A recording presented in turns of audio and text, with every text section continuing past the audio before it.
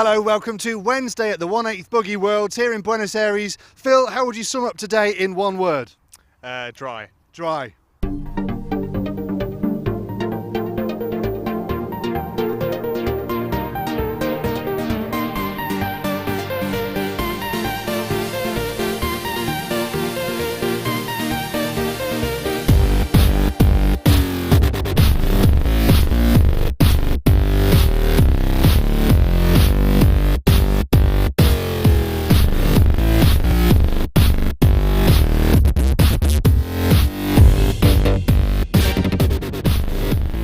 Well, at the end of the morning, the fastest man on the track was Elliott Boots. Yeah, he set the pace all through practice, and it's actually no surprise that he TQ'd at least a round, and he did so in style. He did do, but for a man on fire, he seemed incredibly subdued when I spoke to him. The run was pretty good. I just took it nice and steady because the track's getting really rough now. I was happy, but I was just thinking about maybe what I could have done better. It was pretty steady run. It's just what I wanted to do, and ended up a good one. What are we going to see from you this afternoon? Just keep an eye on the track and just see if it deteriorates anymore, and just keep it nice and steady for another couple of good runs. It's interesting who's looking threatening at the moment. There's a lot of Europeans there, so people that you have raced with quite a lot before. Who do you think is going to be a big threat? I think, Robert is going to be a threat for sure. Ty Tesman, anyone here is going to be a threat. So yeah, I'm just going to have to just try and be better than them, I guess, to get a better result. Well, next I ventured over to the Associated tent. Around lunchtime, it seemed like perhaps were they playing a bit of catch-up? Yeah, that's the mood I got as well, speaking to Ryan Mayfield and Yannick Agon. It seems like they're not all too confident in their car, but they're both having pretty consistent runs, all inside the top 10, so it's going pretty well. It's not exactly where I wanted to be or expected to be, but I have a 4 and 2 tenths, which is a lot more solid than most of the guys out there. My last run was my best run. Made a lot of changes to the car overnight.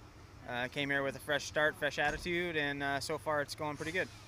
I think it says a lot about you and what you expect from yourself. I think a lot of drivers would be way more happy to be where you are. I'm used to running with the top guys, and I know I can do that, but the car is just progressively getting better, and I'm trying to get the car's been easy to drive. It's just not very fast. So that time the speed is there and the drivability is there. We're just still a few tenths off the fast guys.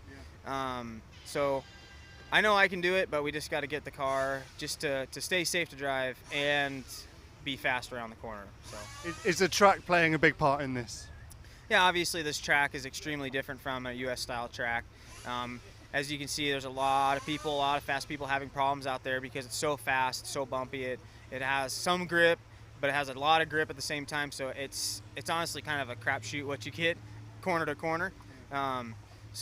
But it's fun. It's even for everybody. And like I said, we're just going for, you got to have a easy to drive car, and it's got to be fast at the same time. And that's a hard thing to find.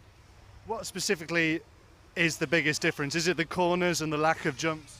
Right now we're looking for forward bite. Honestly, we're trying to get the car off the corner.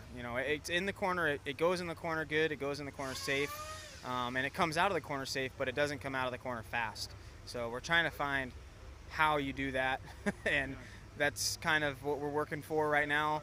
But I got my car to the point where it's comfortable, and I didn't make any changes this time. We're just going to do a tire adjustment, this is going to be the first time I haven't changed it. Which is a big step for me. Usually I change everything. So go out there, hopefully be comfortable with the car, make one small change with the tire, and we'll see if the thing gets out of the corner this time. Do you take some comfort from this? It sounds, it's not downtime, it's development time. Nobody really wants to be favourite, I don't think. If you're out there TQing every round, then that means you're not hungry. You're already at the top. You know what I mean? But everybody else below you is continually making changes to their car, trying to get better. Where if you're TQing, you're just trying to maintain instead of searching for more speed. So sometimes it's better to be the guy that's hungry, wanting to go faster, which is what this whole tent's doing. And we're working really well together as a team, and we're not eating any lunch, we're staying hungry, keeping it on the track. I've worked a lot on the geometry. I think I'm close to the right balance now. Is this quite a tough time? Would you prefer to be slightly further along with your setup, slightly more consistent, or are you happy to be just still in there, still developing every round? For me now it's time to keep the car the same every round, and just, as I said, adjust the small detail, because if we change the main thing on the setup every time, we never know what to expect. We cannot learn how the track goes, develop, change, and I don't want to arrive such a day, hopefully semi-practice, without knowing anything about the car, how it reacts and so on. So yeah, you cannot have everything. So I think the main thing is getting used to the car. So I will now focus on getting used to what I've found the best so far.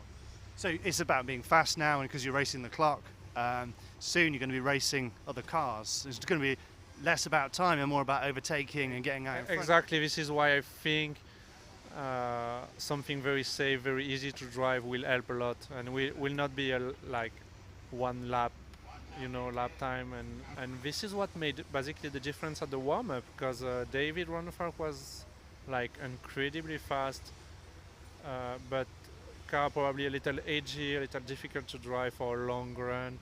And Robert was just safe with his choice, safe in his aid, like he know what to expect and say, okay, if David has a perfect race, impossible to beat him, but if we have to fight, I'll be here because I know it's easy. And at the end he won, so I think the warm-up just show us the way to go, basically. After round 4, we had a surprise, TQ, would you say? Yeah, a little bit. No one really expected Josh Wheeler to top the timesheets. I mean, he's been in the final of the Worlds before, but credit to him, he did what it took. And perhaps it should have been Elliott. He had a really bad crash. It cost him a lot of time. But credit to Josh for going quickest. I mean, it got bumpier as that round went on. I knew I was the first one out on the 4th round, so I knew the track was deteriorating. So I didn't know how much it was going to play a part. So I had to take advantage and keep it smooth, and it worked out great for me. So I had no crashes, really no mistakes. I didn't put down the fastest lap times, but consistency, I guess, paid off. It did pay off. I think you're still kind of hanging around the top 10 area. What's the plan next? Yeah, I have some other runs. My car's I've been working on it more and more and more, and it's really got good. This last run I had some tough start and some problems with traffic, but my car is getting really good. So I'm getting that semi. I think I'm really confident and should be able to do good. Next up, my young driver spot of the day goes to Renato Trinidadi Jr. Yeah, he's really impressed me. I mean, he's a Venezuelan driver. He's been living in the US recently. I actually saw him at the Nitro Challenge back in February. He impressed me then, and he's really impressing me now. Mature driving. He's got his father racing as well, and he's impressing a lot of people. He told me a bit about what's brought him to America.